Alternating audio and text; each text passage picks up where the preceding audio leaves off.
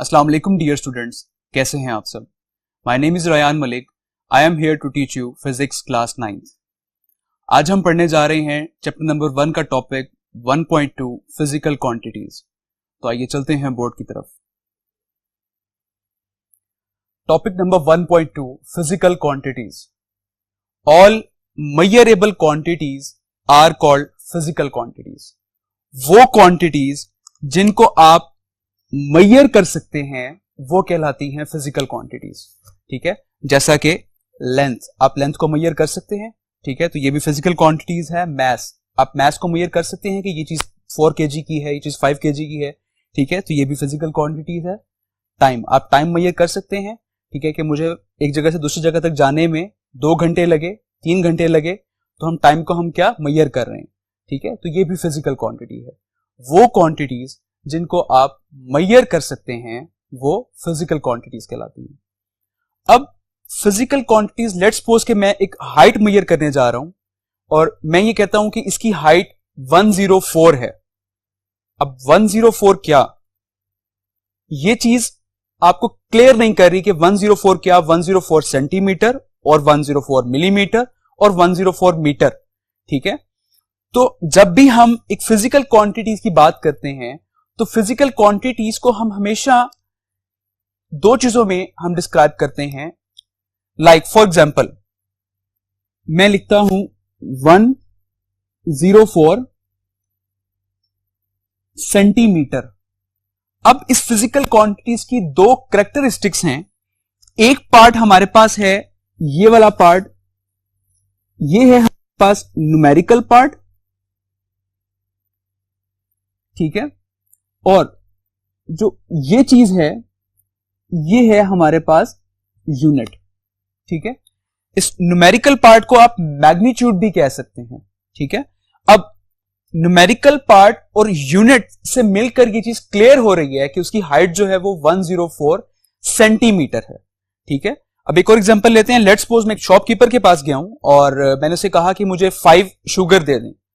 अब 5 शुगर क्या, 5 kilogram sugar और 5 पैकेट्स ऑफ शुगर। ठीक है, ये चीज क्लियर नहीं कर रहा मैं उसे। ठीक है, अगर मैं उसे कहूं कि यार मुझे 5 किलोग्राम शुगर चाहिए, अब ये क्लियर हो गया कि यार मुझे 5 किलो चीनी चाहिए, तो मुझे वो तोल के 5 किलो चीनी जो है वो लाकर दे देगा।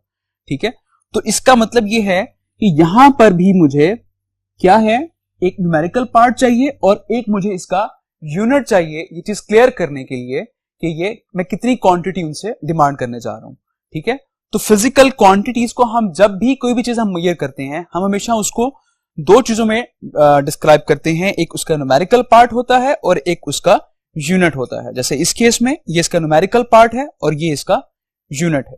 ठीक है, तो अब हम चलते हैं नेक्स्ट बोर्ड की तरफ। ठीक है, इसको फर्दर डिस्क्राइब करने के लिए। अब फिजिकल क्वांटिटीज को फर्दर 2 मेन स्ट्रीम्स में डिवाइड कर दिया गया, base quantities and derived quantities. तो पहले पढ़ते हैं बेस क्वांटिटी।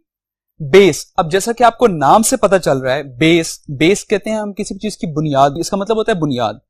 ठीक है, अब लाइक लेट्स सपोज कि अगर आप एक बिल्डिंग खड़ी करने जा रहे हैं तो आप सबसे पहले उसको क्या करते हैं, बुनियादें बनाते हैं। बुनियादें एक बार जब बन जाती हैं उसके ऊपर आप जितने मर्जी फ्लोर जो है वो आप बना सकते हैं। ठीक है, तो सेम ऐसे ही टोटल 7 फिजिकल क्वांटिटीज ऐसी हैं जो कि ये बेस क्वांटिटी है, जो किसी से नहीं बनी। ठीक है, वो कौन कौन सी हैं, length, mass, time, electric current, intensity of light, temperature and amount of substance। ठीक है, तो ये टोटल 7 बेस क्वांटिटीज हैं जो कि बुनियाद हैं किसी भी चीज की। ठीक है, अब हम नेक्स्ट बोर्ड पर चलते हैं डिराइव क्वांटिटीज के लिए। अच्छा जी, डिराइव क्वांटिटीज। अब डिराइव क्वांटिटीज क्या है, ये डिराइव हुई हैं किससे, बेस क्वांटिटी से, जो हमने पहले हम स्टडी कर चुके हैं कि टोटल 7 बेस क्वांटिटीज थी। ऐसे ही है। ठीक है, तो इन बेस क्वांटिटीज को फर्दर मिला के और नई क्वांटिटीज जो बनाई जाती हैं उन्हें हम कहते हैं डिराइव क्वांटिटीज। ठीक है, अब for example speed, acceleration, volume, force, pressure, density, charge, ये सब क्या है, ये डिराइव क्वांटिटीज हैं। अब आपको यहां पर ये चीज क्लियर नहीं हो रही होगी कि कैसे बेस क्वांटिटीज को मिलाकर डिराइव क्वांटिटीज बनाई जा रही हैं। ठीक है, हम जब टॉपिक नंबर 1.3 पढ़ेंगे तो आपको वहां पर ये चीज क्लियर हो जाएगी कि किस तरह से बेस क्वांटिटीज के मिलने से ड्राइव क्वांटिटीज जो हैं वो बन रही हैं। हम टॉपिक नंबर 1.3 स्टार्ट करने जा रहे हैं, which is international system of units. अच्छा, अब जब भी हम बात करते हैं कि एक शॉपकीपर के पास मैं गया, मैंने उसे कहा कि मुझे 5 शुगर चाहिए, मैं आगे उसे यूनिट नहीं बता रहा, 5 किलोग्राम चाहिए या 5 पैकेट्स चाहिए, मैं उसको यूनिट नहीं बता रहा, ठीक है।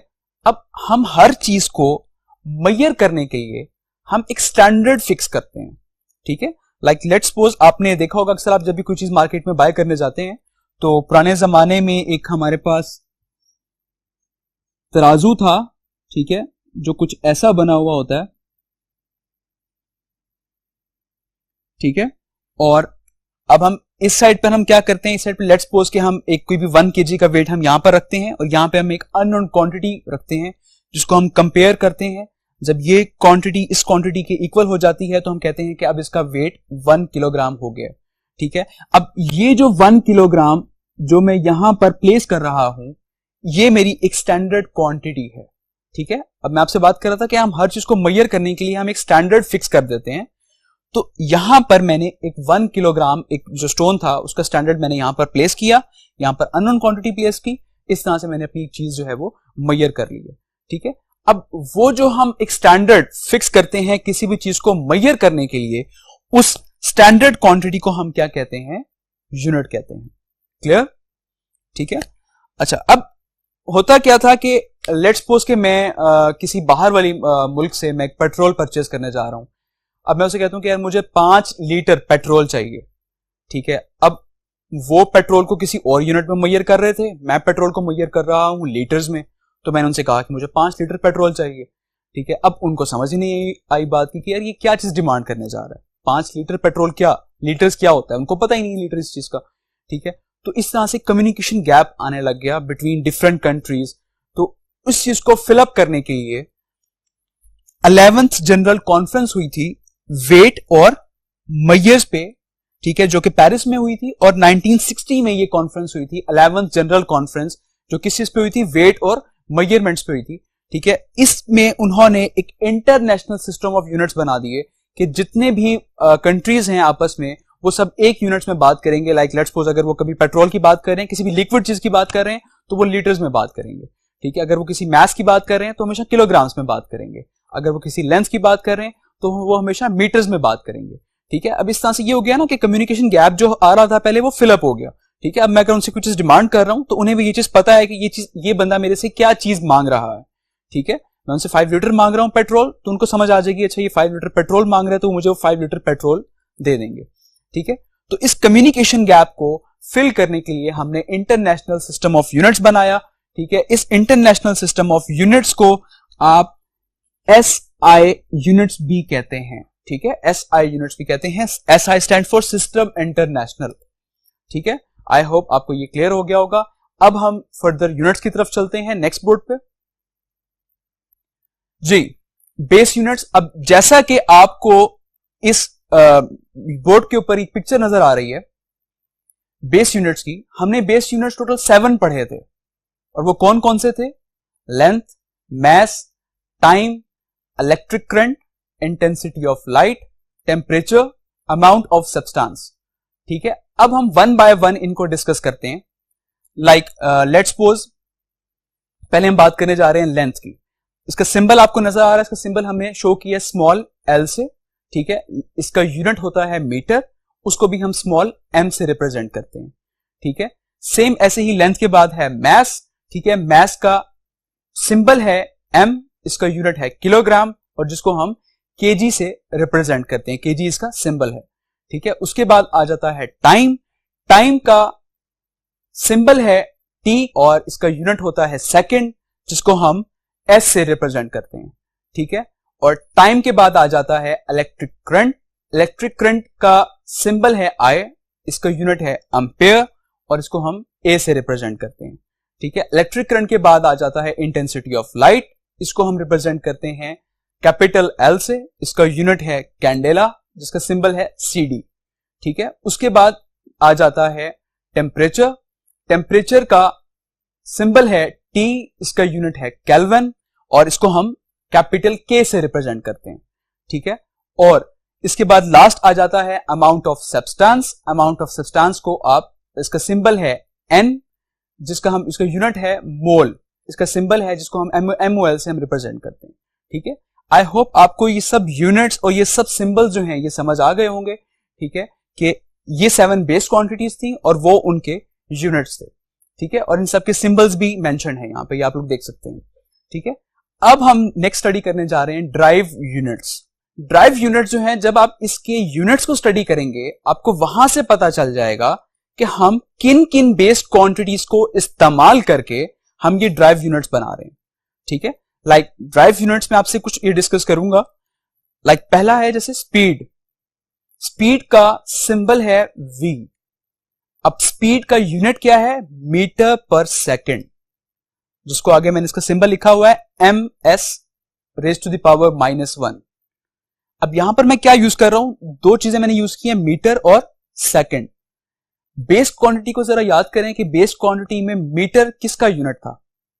मीटर यूनिट था लेंथ का, इसका मतलब यहां पे हमने लेंथ यूज की। सेकेंड हम यूज कर रहे हैं यहां पे, सेकेंड किसका यूनिट था? टाइम का। इसका मतलब ये कि यहां पे हमने दो क्वांटिटीज यूज की हैं, लेंथ और टाइम। अब इन लेंथ और टाइम को मिलाने से क्या बन गई? स्पीड बन गई, ठीक है। तो इस तरह से डिफरेंट बेस क्वांटिटीज को आपस में मिलाने से हम क्या बना सकते हैं? हम ड्राइव क्वांटिटीज बना सकते हैं। एक और डिस्कस करते हैं, एक्सेलरेशन। एक्सेलरेशन का सिंबल क्या है? A, small a।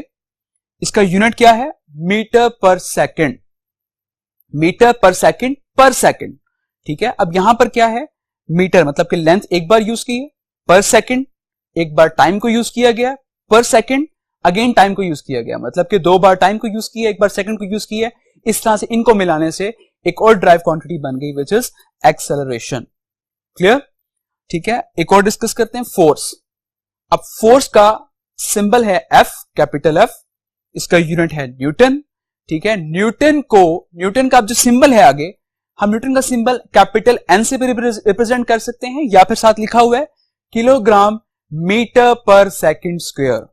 That's mean kilogram आप मास को यूज कर रहे हैं, मीटर लेंथ को यूज कर रहे हैं, और पर सेकेंड स्क्वायर मतलब कि आप जो सेकेंड है टाइम, वो आप दो बार यूज कर रहे हैं, ठीक है। अब इन क्वांटिटीज को मिलाने से एक और ड्राइव क्वांटिटी बन गई, विच इज फोर्स, ठीक है। सेम ऐसे ही आप देख सकते हैं कि डिफरेंट बेस क्वांटिटीज को आपस में मिलाकर ड्राइव क्वांटिटीज जो हैं वो बनाई गई हैं। आई होप आपको ये लेक्चर क्लियर हो गया होगा। तो आज हमने दो टॉपिक स्टडी किए हैं, 1.2 एंड 1.3, ठीक है। इसमें अक्सर शॉर्ट क्वेश्चन वो आपसे पूछ लेता है, what is the difference between base quantities and drive quantities, या फिर वो अक्सर आपसे पूछता है कि define base quantities, define drive quantities. तो ये दो बेसिक जो है वो शॉर्ट क्वेश्चंस हैं जो अक्सर पेपर में आ जाया करते हैं। इसके अलावा one of the most important question जो बहुत बार रिपीट भी हो चुका है बोर्ड में, कि what is the role of system international units, ठीक है। तो सिस्टम इंटरनेशनल यूनिट जो हमने लास्ट बोर्ड पे स्टडी किया था, वो as a short question most important question है, वो बहुत बार बोर्ड में आ चुका है। तो आपने ये शॉर्ट क्वेश्चन जो है ये बुक से आपने याद करना है, ये वाला, ठीक है। और इसके अलावा यूनिट्स आपको आने चाहिए। यूनिट्स जो हैं ये फर्दर आगे हम जब भी टॉपिक से स्टडी करेंगे, उनमें ये यूनिट्स हर जगह यूज होंगे। आप जब भी कोई न्यूमेरिकल्स करेंगे, न्यूमेरिकल्स में हर वैल्यू के साथ आपने यूनिट जो है वो जरूर मेंशन करना होता है। तो आपको हर क्वांटिटी का यूनिट आपको याद होना चाहिए। आई होप आपको लेक्चर क्लियर हो गया होगा। मुलाकात होगी नेक्स्ट लेक्चर में, तब तक के लिए टेक केयर, अल्लाह हाफिज।